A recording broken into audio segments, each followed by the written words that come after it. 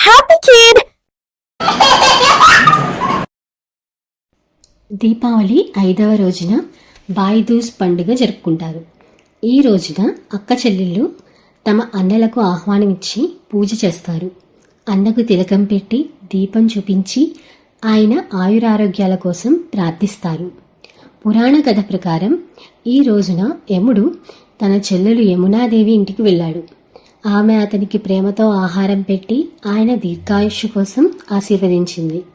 అప్పటి నుండి ఈ రోజు అన్న చెల్లెలు బంధానికి గుర్తుగా జరుపుకుంటారు. ఈ ట్రెడిషన్ ఎక్కువగా నార్త్ ఇండియాలో కనిపిస్తుంది.